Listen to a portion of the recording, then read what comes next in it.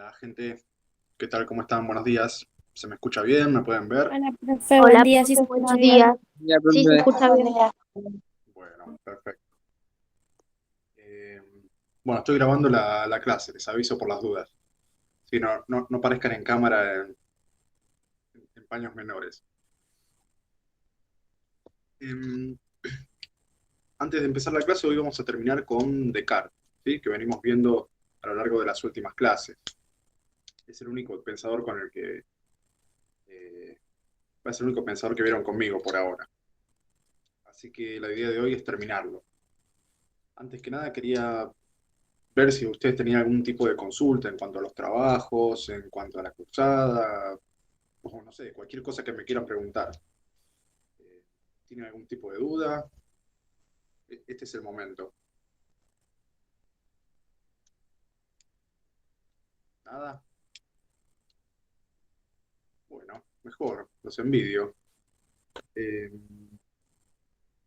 entonces, el tema que nos quedaba hoy, no sé si recuerdan que la clase pasada ya habíamos visto cómo Descartes prueba la existencia de Dios por la vía racional, ¿no?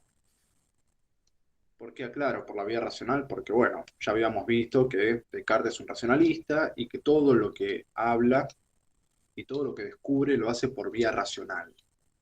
¿Sí? Lo muestra dando razones al respecto, dando una serie de argumentos eh, que pretenden ser válidos para explicar, por ejemplo, la existencia de uno mismo, para haber dudado acerca de todas las cosas.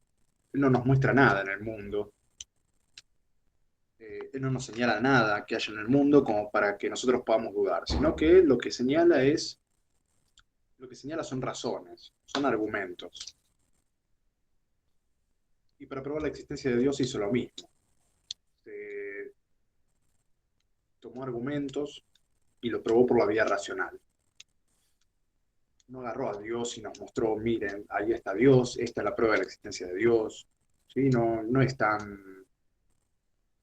eh, tan demostrativo y tan experimental como puede ser la ciencia, ¿no? Por ahí la ciencia para mostrarnos algo realiza un experimento y nos lo muestra ante nuestros ojos. Si algún científico fuera a descubrir o a poder comprobar la existencia de Dios, no lo haría como lo hizo Descartes. ¿Sí? Por eso hay muchas personas que no están totalmente convencidas de lo que hizo Descartes. Pero tenemos que entender de que él es un racionalista y se maneja de esa manera. Si un científico hubiera dicho, bueno, descubrí que Dios existe, este científico, para poder mostrárnoslo, no sé, le va a sacar una foto o eh,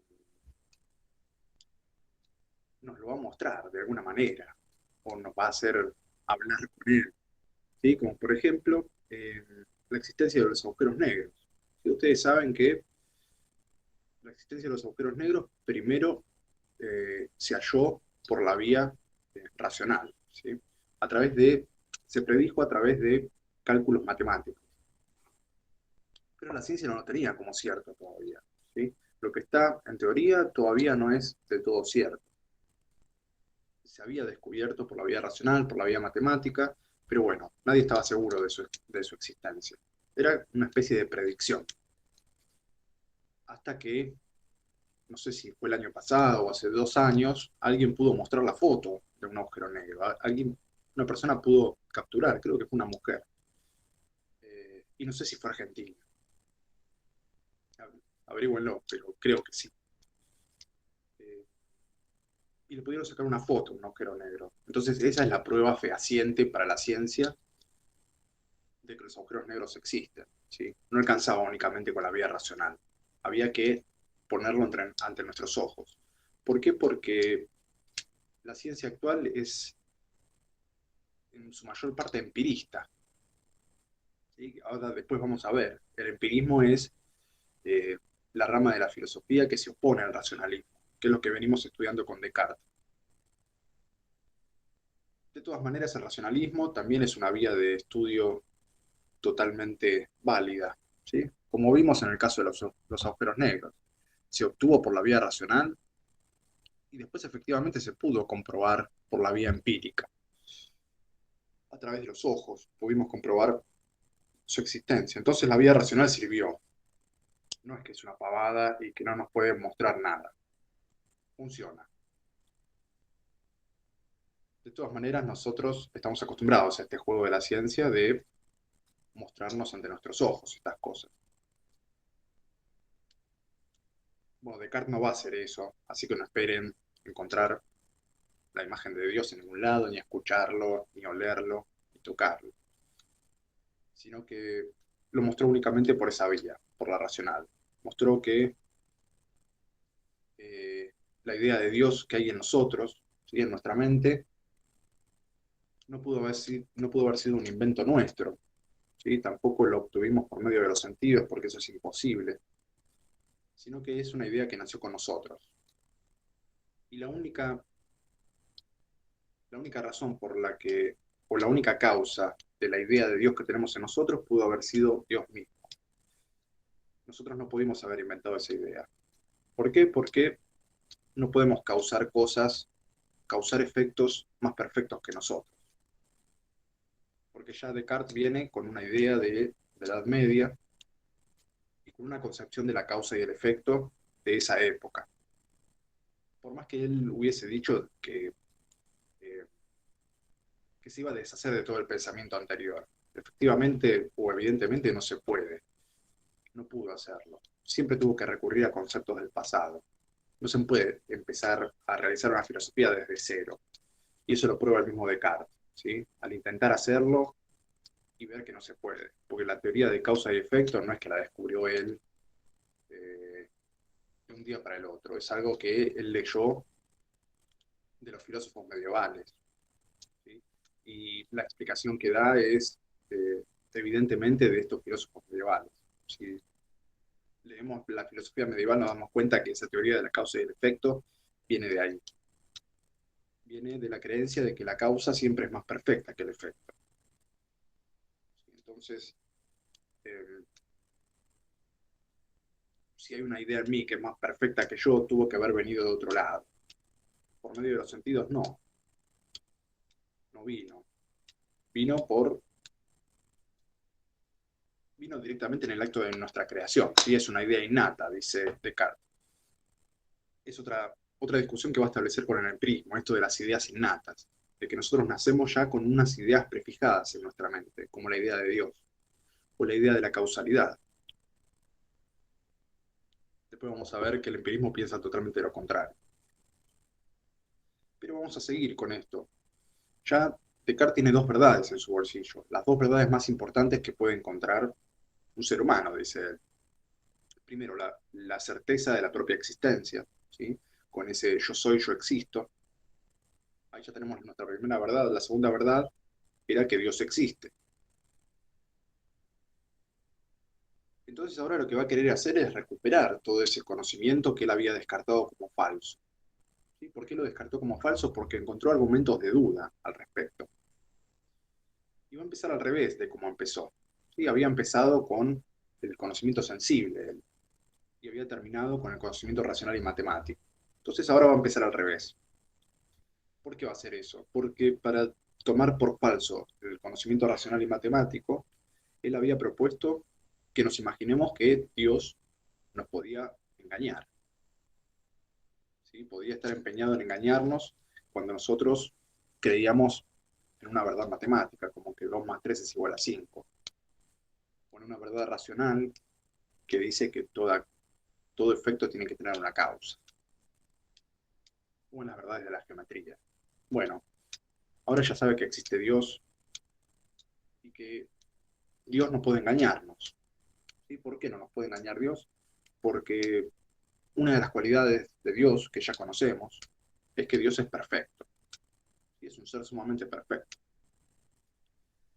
Y la idea de alguien que nos quiera engañar o alguien que engañe a cualquier otro denota una imperfección.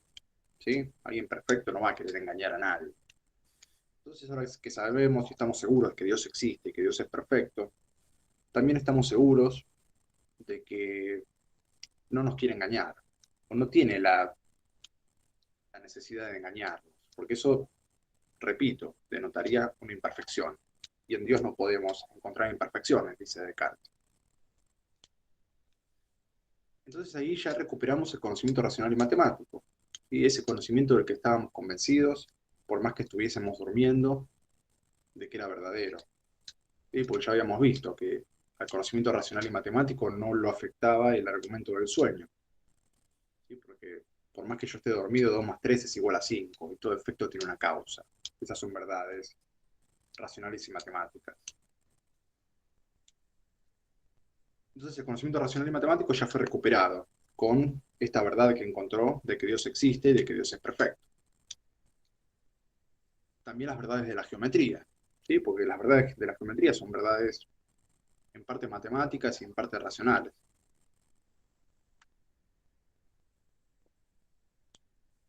Y ya habíamos visto que también tenía los criterios de verdad, que las cosas que nosotros percibíamos clara y distintamente, Descartes las consideraba como verdaderas.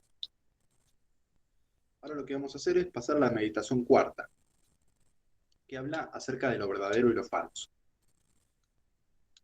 Sí, es una meditación donde Descartes se detiene a analizar esto, porque ya sabemos cómo se ven las verdades, ya sabemos que Dios no nos engaña en las cosas que conocemos. Sin embargo, él recuerda haberse equivocado muchas veces durante su vida. Nosotros también, ¿sí? No creo que haya una persona que pueda afirmar o que pueda asegurar de que no se equivocó en su vida. Todos nos equivocamos. Y el mismo Descartes también lo admite. Durante mi vida me equivoqué miles de veces. Entonces, tengo que encontrar la causa de mis equivocaciones, la causa de mis errores. Porque ahora ya sabemos que Dios no es la causa de mis equivocaciones ni de mis errores. ¿Sí? Porque es un ser sumamente perfecto, no hay un genio maligno, ni hay un Dios engañador que quiera nublarme la razón. Entonces, tenemos que descartar que Dios sea la causa de nuestros errores. ¿Y cómo lo va a hacer? Bueno, por la vía racional, como viene haciendo hasta ahora.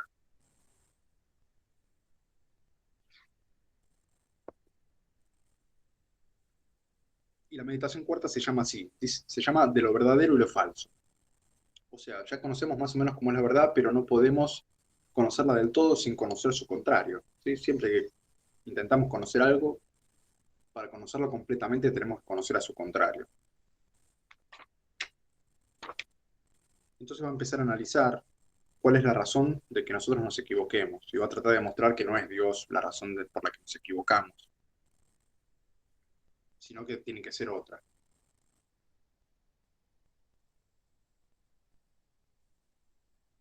Y empieza a analizar sus diferentes facultades, ¿sí? Y encuentra una en la que aparentemente reside el error.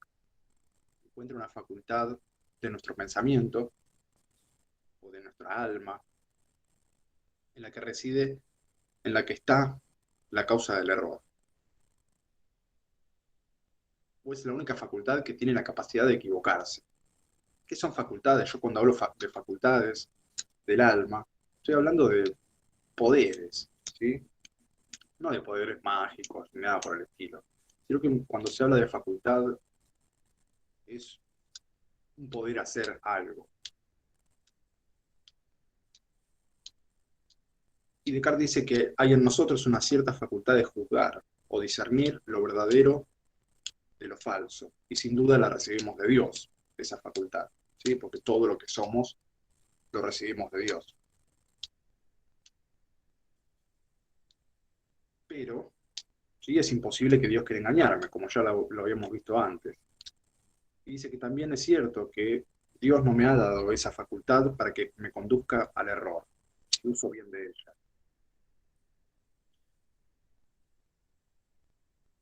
Entonces vamos a empezar, o Descartes va a empezar a analizar esta facultad con la que nosotros juzgamos las cosas. Primero tenemos que saber qué es un juicio, ¿sí? Porque cuando nosotros juzgamos estamos emitiendo un juicio. Y tenemos que ver, porque en filosofía el juicio tiene una determinada forma. No es como el juicio que nosotros conocemos, que es, no sé, del que participamos cuando nos mandamos una macana o cuando queremos reclamar algo al Estado. Nuestra capacidad de juzgar es nuestra capacidad de afirmar y negar cosas. ¿Sí? Un juicio se ve de la siguiente manera. Se los anoto acá en el chat.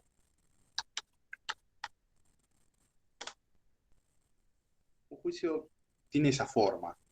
¿Sí? Cuando decimos X es Y. ¿Sí? X e Y son variables. Por eso les digo que es la forma del juicio. Es la forma genérica del juicio. Podemos reemplazar la X y la Y por diferentes cosas, como, no sé,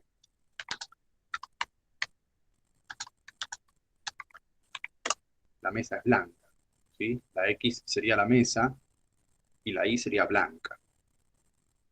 Entonces, nuestra capacidad de juzgar es eso, es unir cosas que conocemos previamente y que podemos enunciar por separado. ¿Sí? Porque Descartes se da cuenta de que si nosotros decimos la mesa, así, pelado, la mesa, no tenemos por qué equivocarnos en este caso, porque no estamos afirmando nada, ni estamos negando nada. Ahí no se encuentra la causa del error, en nuestra capacidad de enunciar cosas, nada más, en nuestra capacidad de hablar. Y si yo digo blanca, tampoco me estoy equivocando. No me equivoco en absoluto. Si yo estoy diciendo blanca, nada más. Pero la equivocación surge cuando nosotros queremos predicar una cosa de otra. Cuando queremos predicar de que la mesa es blanca o que lo blanco está en la mesa. En esa unión, nosotros queremos, eh, nosotros afirmamos algo. Y en esa unión es donde tenemos la posibilidad de equivocarnos. Porque si la mesa no es blanca, yo estoy equivocado cuando denuncio eso. Y si es blanca, efectivamente estoy en lo cierto. Entonces, ahí están los errores. Cuando yo afirmo o niego cosas. Esa es nuestra capacidad de juzgar. ¿Sí? Y, y ese es el juicio del que se habla en todos los libros de filosofía. ¿Sí? Cuando ustedes lean filosofía y cuando escuchen hablar de juicios y de juzgar, estamos hablando de esto. De afirmar o negar cosas, no es tan difícil. Pasa que cuando nos encontramos con esas palabras de las que la filosofía usa otro significado del lenguaje común, nos confundimos. ¿Sí? Así que por eso les aclaro esta terminología que la filosofía toma en diferentes sentidos.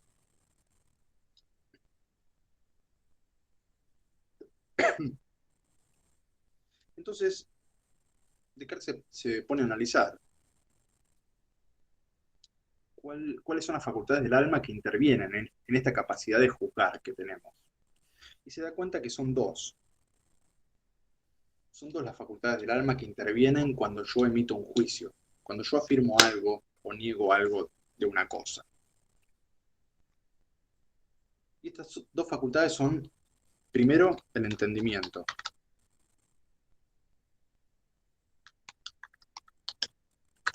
Y el entendimiento, dice Descartes, es nuestra capacidad de conocer. Sí, otra vez, aclaro. El entendimiento es una facultad del alma, ¿sí? Es un poder hacer. ¿Un poder hacer qué? Bueno, conocer, ¿sí? Entonces, por el poder que tenemos en el entendimiento, nosotros podemos conocer cosas. Esa es la primera facultad del alma que interviene en la emisión de juicios. Ahí tenemos que ver que puede llegar a estar el error. ¿Y cuál es la otra facultad del alma que interviene en la emisión de juicios? Es la voluntad. ¿Y la voluntad qué nos permite hacer? Nos permite desear, querer.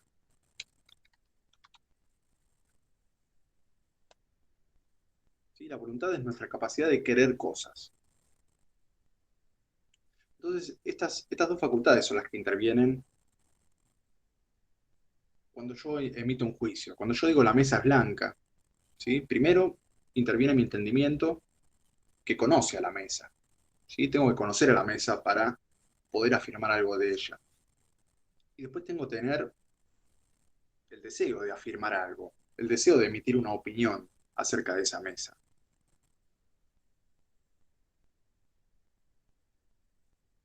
Emitir un juicio también puede decirse que es emitir una opinión, ¿sí? O sea que nosotros tenemos un deseo de opinar acerca de una cosa que conocemos. Por ejemplo, de la mesa. Tenemos ese deseo de afirmar que es blanca a otras personas. Por X motivos, ¿sí? Por ahí estamos discutiendo cosas acerca de los colores y queremos afirmar eso.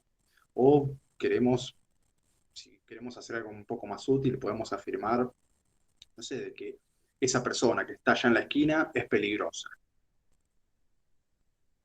¿sí? Eso es un poco más útil. Yo deseo afirmar algo de esa persona a mi madre, ¿sí? Que está en la calle. Le digo, mira, ojo que esa persona es peligrosa.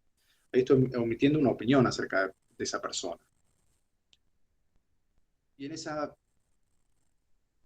opinión que estoy emitiendo, hay una especie primero hay entendimiento, porque yo debo conocer a esa persona para emitir esa opinión, ¿no?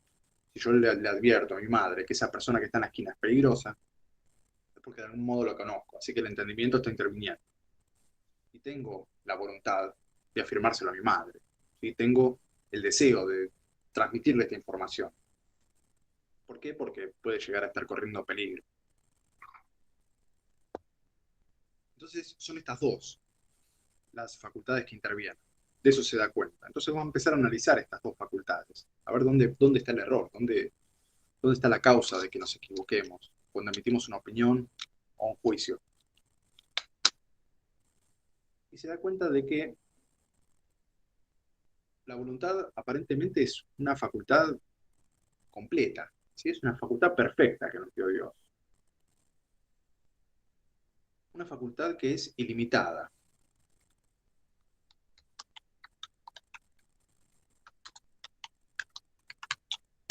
Y es la característica principal que va a utilizar Descartes para analizar la causa del error. Esta característica de ilimitación, ¿sí? Es totalmente ilimitada la voluntad. ¿Por qué? Porque no la cierra ningún límite. Nuestra capacidad de querer cosas es infinita. Nunca dejamos de querer cosas. Y cuando tenemos sueños, queremos dormir. Vamos y dormimos. Cuando nos despertamos, queremos otra cosa, queremos comer porque ya tenemos hambre. Cuando terminamos de comer, nos surge siempre un otro deseo. Quiero ir a caminar o quiero mirar la tele, no sé. Siempre estoy queriendo algo.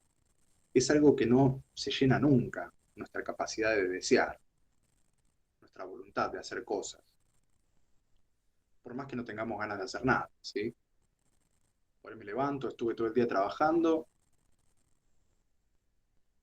y mi voluntad me dice, bueno, o por lo menos yo deseo descansar, ¿sí? Nuevamente, porque estuve todo el día trabajando, deseo descansar, pero siempre estamos afectados por un deseo de algo. Y esta es una facultad que nos dio Dios a nosotros. Y en parte es la facultad que nos hace libres, ¿no? Pues nos dio esta voluntad de querer cosas y la libertad de poder seguir a esa voluntad o no seguirla. Tenemos la capacidad de disminuir a la voluntad. ¿Por qué? Porque muchas veces quiero algo y me aguanto, dice Descartes. O sea que esta voluntad la podemos manejar a nuestro placer. ¿Por qué? Porque somos seres libres. En cambio, los animales no pueden limitar su voluntad. Los animales, si quieren algo, lo tienen que conseguir. No se pueden aguantar. Eso dice Descartes, ¿sí? Yo he visto perros que se aguantan de ir a comer de un plato hasta que el dueño no le da el permiso. Ahí estaríamos en desacuerdo con esta afirmación de Descartes. Pero Descartes cree que los animales son una especie de máquinas biológicas. No tienen esa capacidad de controlarse. No tienen alma tampoco los animales, según Descartes. Los únicos poseedores de alma son los seres humanos.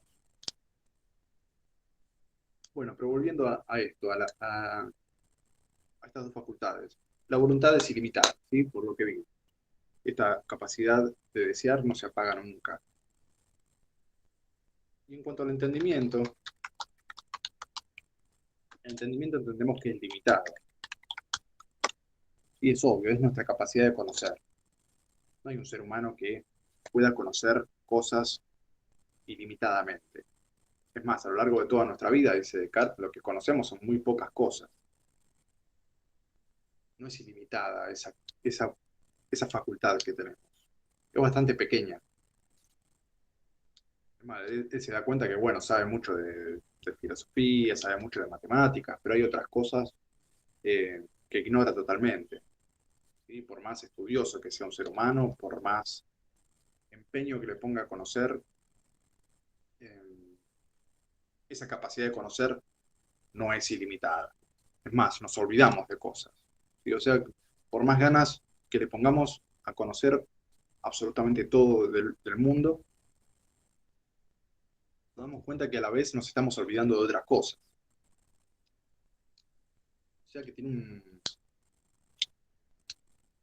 una capacidad limitada, ¿sí?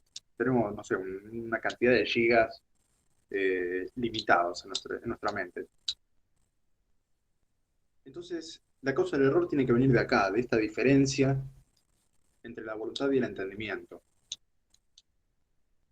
En estas dos facultades que intervienen en nuestras ganas o en nuestras opiniones. ¿Sí?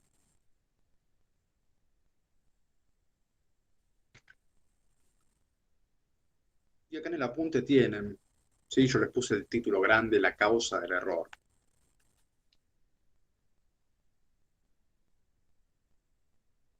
Y en el primer párrafo dice esto, esta es la causa del error.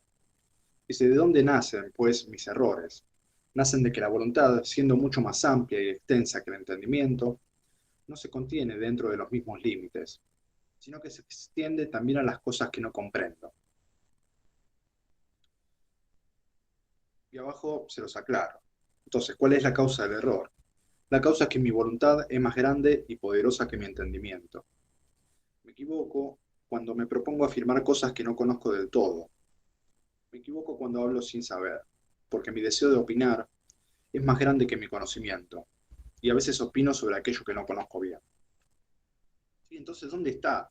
¿Quién es el responsable del error? Dios no puede ser el responsable. Dios nos dio estas dos facultades para que, si las usamos bien, no podamos equivocarnos nunca.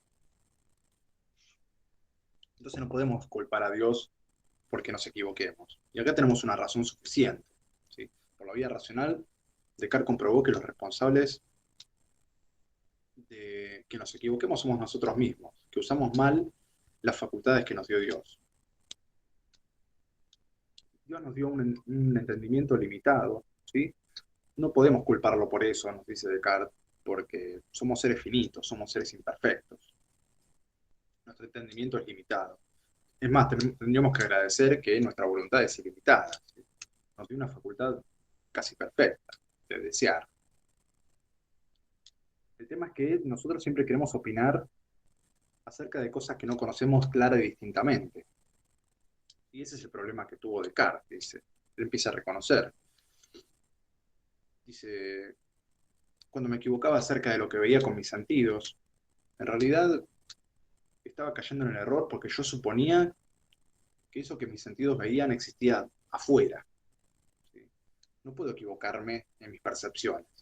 Yo cuando percibo una mesa blanca, eh, no puedo equivocarme en la percepción, yo la estoy percibiendo blanca. El error está en que yo creía que esa mesa blanca existía fuera de mí y de que mis sentidos estaban funcionando perfectamente y de que mis ojos veían lo mismo que ven los demás. Pero yo puedo estar viendo una mesa blanca y estar teniendo un problema en la vista y otras personas la ven verde, ¿sí? Por X motivo. Entonces, donde se equivocaba él era en afirmar que las impresiones que tenían de los sentidos venían de algo externo y de que eso externo era verdadero. ¿Por qué? Porque no conocía bien. Su entendimiento no estaba cierto de esas cosas. Entonces el problema es este, que nuestra voluntad de opinar siempre es mucho más extensa que nuestra capacidad de conocer. A veces nos arriesgamos a hablar de cosas que no comprendemos del todo. Ahí es donde nos equivocamos. Si nosotros nos limitáramos a hablar de lo que sabemos, no nos equivocaríamos nunca. ¿Por qué? Porque si usamos bien esas facultades es perfecta, ¿sí? Si yo me dedico a hablar únicamente de lo que conozco clara y distintamente, el error puede ser evitado. Entonces ahí reconoce Descartes la causa del error. Y reconoce también la estrategia para no equivocarse. Entonces con esto gana mucho, ¿sí? Sabe lo que es la verdad, sabe lo que es el error y también tiene la receta de cómo no caer en el error. Repito, cómo no caer en el error, bueno, hablando únicamente de las cosas que conocemos clara y distintamente. Si no te querés equivocar, no opines sobre cosas que no conoces. Ese es el secreto de no equivocarse para Descartes. Y después pasa a la meditación quinta, ¿sí? Porque ahora ya conoce que Dios existe, que nosotros existimos, que Dios no nos quiere engañar, o sea que el conocimiento racional y matemático está recuperado. Y ahora quiere empezar a hablar acerca de las cosas materiales, ¿sí? Que es el otro tipo de conocimiento que él había descartado como falso. Y la meditación quinta se llama de la esencia de las cosas materiales. Sí, noten que no va a tratar de recuperar la existencia de las cosas materiales, sino que va a demostrar cuáles son las esencias de esas cosas. Después en la meditación sexta sí va a hablar de la existencia de las cosas materiales. Primero va a tratar de recuperar sus esencias. ¿Por qué? Porque, bueno, para recuperar la existencia de las cosas materiales, primero necesitamos comprobar de que conocemos sus esencias. Entonces vuelve a hacer este ejercicio y vuelve a analizar sus ideas y se da cuenta que en sus ideas y dentro de las verdades que conoció y que recuperó están las verdades de la geometría, ¿sí? Nosotros sabemos que la geometría habla de cosas extensas. ¿Qué son las cosas extensas? Son las cosas materiales que se pueden medir, que se pueden dividir. ¿Sí? Yo cuando hablo o cuando dibujo un triángulo, ¿sí? Lo estoy dibujando en el espacio. Y ese triángulo tiene que ser dibujado materialmente para yo poder verlo, para poder medirlo. Y Descartes dice que ahí tiene que haber otro tipo de sustancia si existe la geometría. ¿Por qué? Porque toda la sustancia espiritual no se puede medir, no es algo medible ni es algo divisible. Descartes cree que hay dos tipos de sustancia en el mundo que interactúan de alguna manera. No se sabe cómo todavía, dice él, pero sabemos que hay dos tipos de sustancia. Tenemos evidencia de estos dos tipos. Primero tenemos una res cogitans. Y la res cogitans es la sustancia pensante. Y nosotros somos sustancias pensantes, dice Descartes, en este momento en que dudamos de la existencia de nuestro propio cuerpo, dudamos de la existencia de las cosas materiales. A la conclusión que llegamos es de que somos cosas pensantes. Entonces en el mundo existe una sustancia pensante, de la que nosotros participamos. Esta sustancia pensante no se puede medir como las cosas de la geometría, sino que lo que se puede medir es otra sustancia, que es la res extensa. La res extensa es la sustancia material, podríamos decir.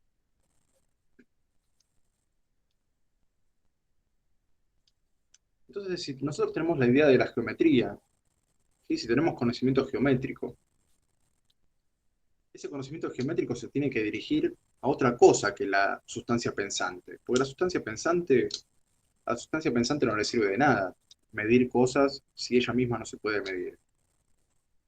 Tiene que poder medir cosas que se puedan medir, como lo sería una sustancia material.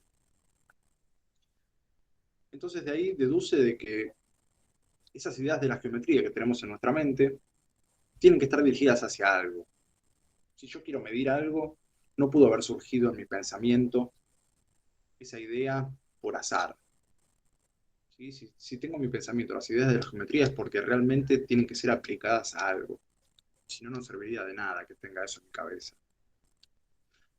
Y si existen las verdades geométricas, es muy probable que exista esta sustancia material. Esta sustancia material es la que compone todas las cosas materiales existentes. Y es algo de lo que había dudado. Pero ahora haciendo este camino inverso, él dice, bueno, puedo recuperar por lo menos la creencia de que las verdades geométricas están dirigidas hacia algo. Porque si yo quiero medir, no puedo medir una sustancia pensante, es algo inmedible, es algo indivisible. Tiene que haber algo que sea medible para que existan estas verdades geométricas en mí. Entonces la conclusión de esta meditación quinta es que es muy probable que existan las cosas materiales. No la prueba totalmente. Dice, es muy probable que existan las cosas materiales porque si no, no tendríamos lugar de aplicación de las verdades geométricas. O sea, las verdades geométricas serían una ciencia que maneja nuestro pensamiento, que no se dirige hacia nada. Y bueno, Dios no pudo haber puesto eso en nuestra mente si no se dirigía hacia nada. Entonces, por el momento es muy probable que existan las cosas materiales. Por lo menos sabemos cuáles son sus esencias, que son las figuras geométricas. Y las figuras geométricas son las esencias de las cosas materiales. ¿Por qué? Porque define sus cualidades extensas. Se pueden medir, se pueden dividir, se puede cuantificar.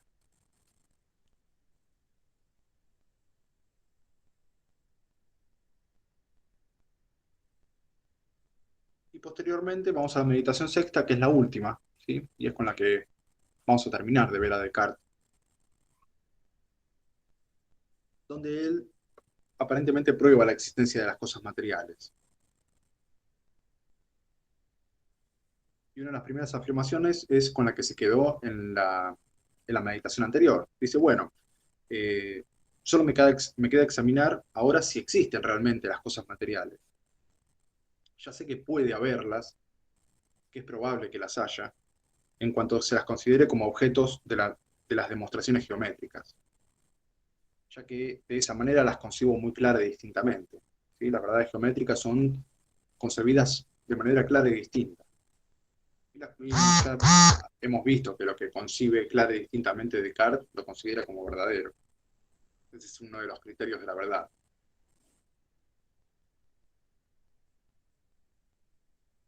Entonces busca eh, probar la existencia de las cosas materiales. En primer lugar, para probarlas, se va a dar cuenta de que nosotros, o nos va a hacer ver que nosotros tenemos una gran inclinación a creer que existen las cosas materiales cuando las percibimos. Nosotros percibimos cosas y tenemos una inclinación muy fuerte a creer que esas cosas que hay fuera de nosotros existen verdaderamente. Pero habíamos visto que cuando estábamos soñando también teníamos esa inclinación. Pero hay una diferencia entre el sueño y la vigilia, entre cuando estamos durmiendo y cuando estamos despiertos. Cuando estamos despiertos solemos ver mucho más claro y distintamente, dice Descartes, y nuestra inclinación suele ser más fuerte acerca de la existencia de esas cosas fuera nuestro. Y Dios no puede querer engañarnos, porque si tenemos esa inclinación fue puesta en nosotros por Dios. Y no pudo haber sido puesta en nosotros para engañarnos acerca de la existencia de estas cosas materiales. Entonces también sigue siendo muy probable de que existan.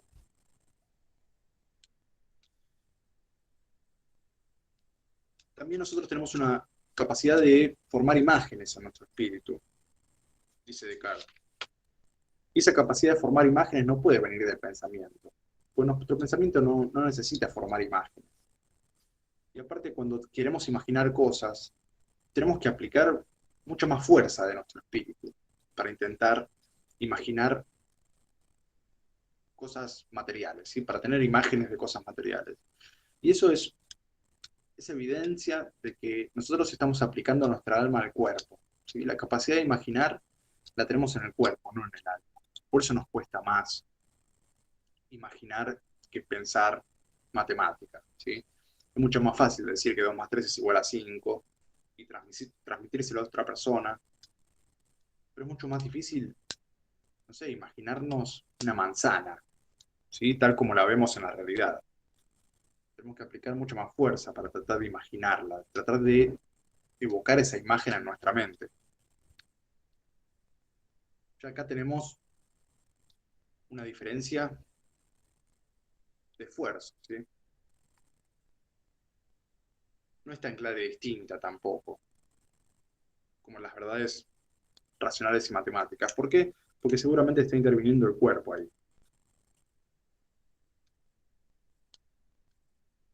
Y empieza a hacer una distinción entre estas dos sustancias que les conté, ¿sí? La sustancia pensante y la sustancia material.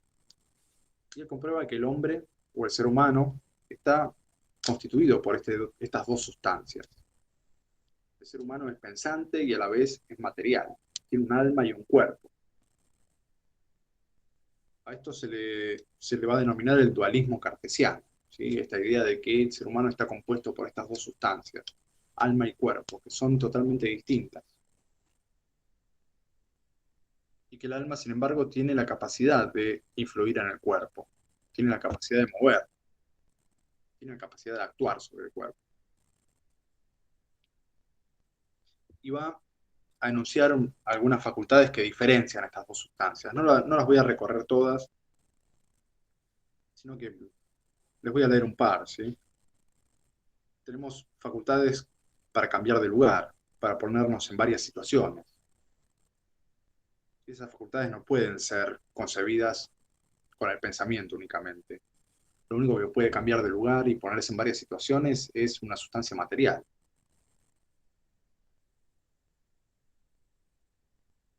Bueno, y empieza a anunciar diferencias entre estas dos sustancias. Él lo que quiere mostrar es que el alma es diferente, es distinta del cuerpo, ¿sí? Que estas dos sustancias son completamente distintas. Cuando hablamos de sustancias no pueden tener cosas en común, ¿sí? Tenemos la sustancia pensante que es indivisible y la sustancia material es divisible. Esa es una de las facultades más importantes. Tenemos la sustancia pensante que no ocupa ningún lugar en el espacio. La sustancia material sí ocupa lugar.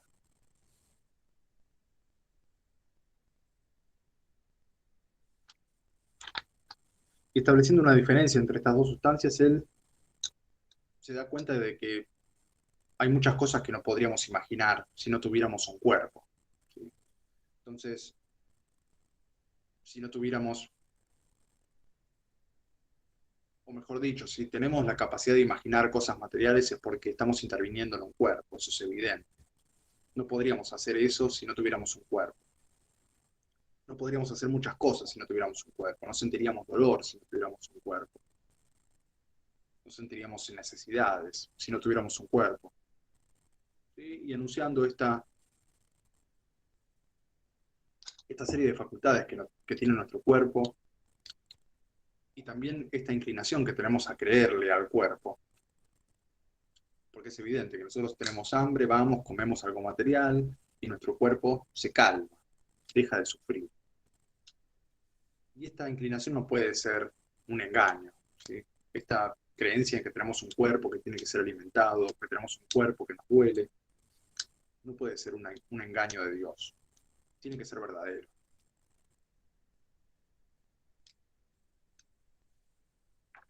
Y también, por último, empieza a hablar acerca de los sueños, ¿sí? Porque él, para hablar acerca o para tomar como falsa la creencia en la existencia de las cosas materiales, había postulado de que, si alguien levantó la mano, te escucho.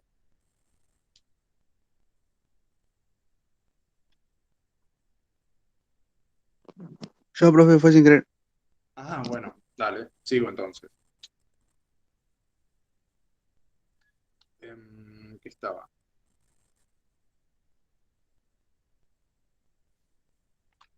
Bien, entonces él, para tomar como falsa la existencia de las cosas materiales, utilizó el argumento del sueño. Así que ese argumento es el que va a tener que tirar abajo para poder recuperarlas.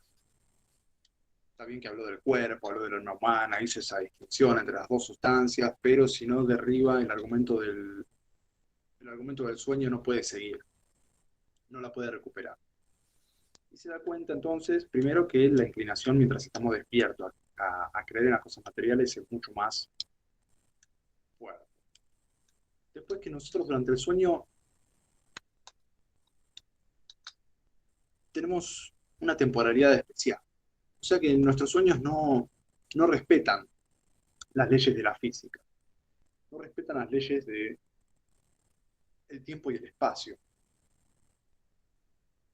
Y esas son evidencias de que esas cosas no son reales. ¿Sí? No pueden ser, no puede ser que lo que ocurra durante los sueños sea una cosa real, sea un mundo real, porque el mundo real tiene una temporalidad fija que no se puede modificar y es coherente, ¿sí? Con todas nuestras vivencias anteriores.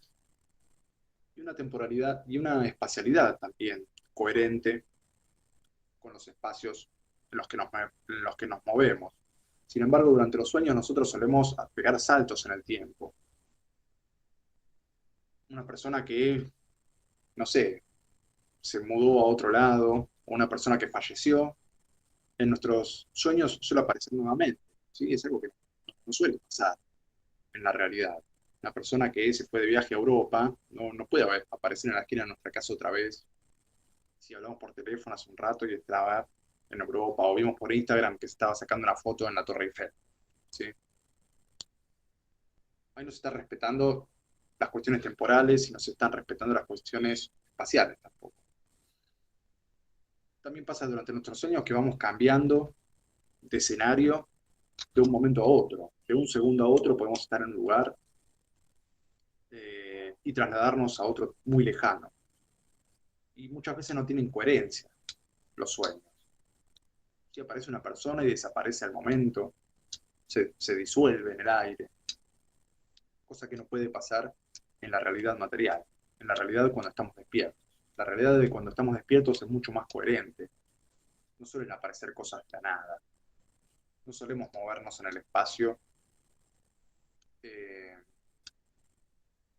de forma tan loca como ocurre durante los sueños. Así que ahí encuentra una diferencia y se da cuenta de que estamos mucho más convencidos de que lo real es cuando estamos despiertos porque es mucho más coherente con nuestra historia. En cambio, nuestra historia es totalmente violentada cuando dormimos.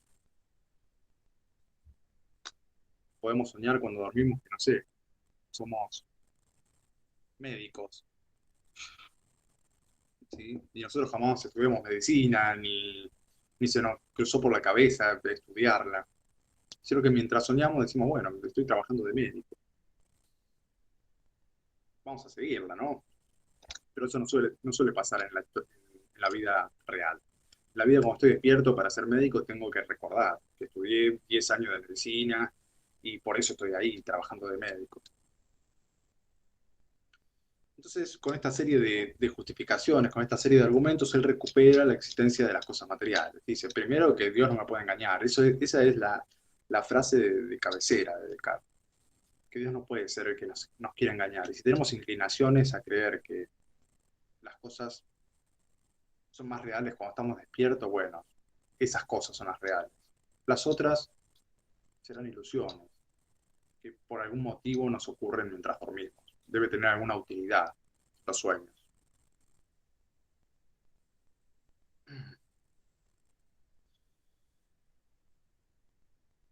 Y otra cosa más, ¿sí? El último tipo de conocimiento que nos queda pendiente es el conocimiento sensible, que es lo último que quiere recuperar Descartes. Y es algo que no va a poder recuperar. ¿Sí? Él de lo que se da cuenta es que el conocimiento sensible siempre va a ser engañoso. No hay algo que nos pueda decir, no, el conocimiento sensible es siempre verdadero. Pero él había visto que el error era pensar que nosotros lo que sentíamos de los objetos realmente estaba en los objetos. ¿Sí? Y en realidad dicen, nuestros sentidos están relacionados más con nuestro cuerpo y con la utilidad que tiene nuestro cuerpo de sentir esas cosas externas. Por ejemplo, el dolor no es algo que se encuentre en las cosas materiales, ¿sí? No tiene nada que ver con los objetos, el dolor que nosotros sentimos. Por ejemplo, si nos clavan un cuchillo en el pie, ¿sí? Vamos a sentir un dolor terrible. Pero ese dolor no tiene nada de material en el cuchillo. Yo en el cuchillo no puedo encontrar un dolor, eso que yo percibo. Eso habla más de mi cuerpo que del cuchillo. Es una cuestión de utilidad, ¿sí? Nuestro cuerpo siente cosas que le son útiles. Y le es útil al cuerpo sentir cuando está siendo atravesado por un cuchillo para que no pase, ¿no? Porque lo está destruyendo de alguna manera.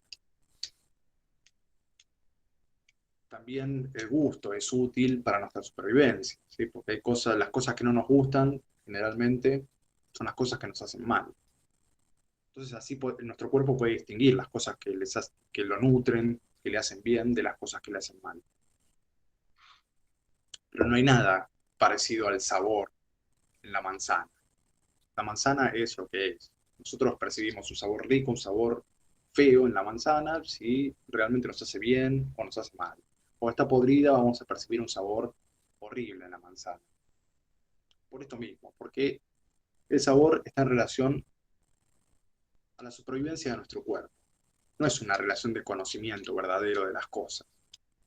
Entonces siempre va a ser imperfecta la relación entre el conocimiento verdadero de las cosas y el conocimiento sensible. Así que no se puede recuperar la verdad del conocimiento sensible.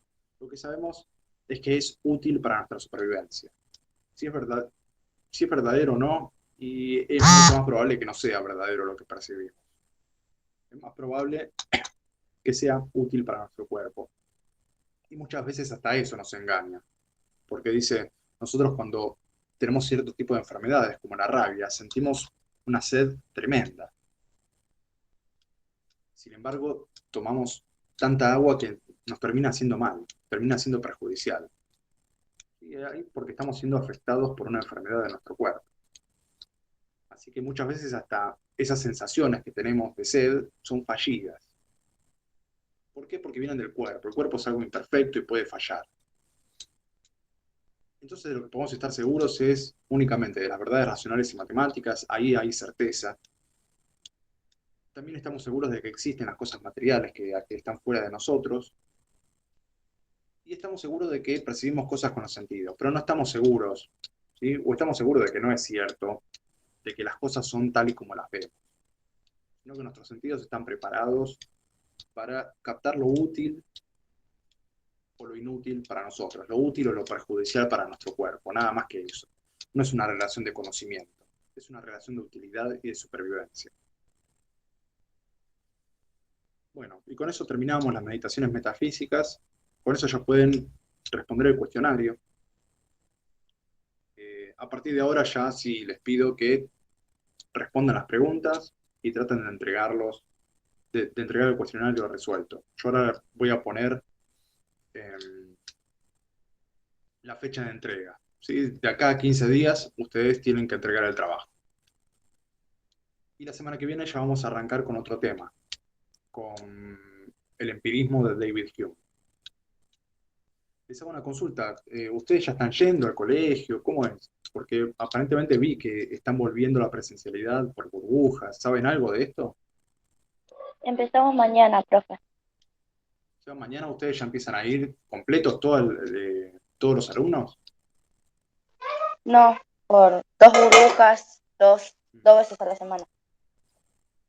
Bien, bueno. Sí, yo también estoy medio confundido con esto del comienzo de las clases, del no comienzo, porque había circulando un cronograma de que yo iba a ir los viernes a la mañana. Si ven ese cronograma, no es cierto. Yo los viernes a la mañana no voy a ir, porque estoy en otro colegio. Yo doy las clases los martes a la tarde, los martes a esta hora. Eh, pero bueno, traten de averiguar. Igualmente yo hasta el martes que viene no debería encontrarlos. Bueno, ¿tienen alguna consulta con el trabajo? ¿Se entendió todo bien? Bueno, de todas maneras les voy a subir el video, así que lo pueden ver 15 veces y tratar de resolverlo. De todas maneras, también me pueden consultar por mail, no hay ningún problema. Cualquier duda que tengan, me pueden escribir, ¿sí? Pero sí, lo que les pido es que ya el trabajo de Descartes lo vayan resolviendo y lo entreguen dentro de estos 15 días. Y bueno, me despido. Nos estaríamos viendo la semana que viene, ¿sí? Nos vemos, profe. Nos vemos. Suerte. Chau. Nos vemos, profe.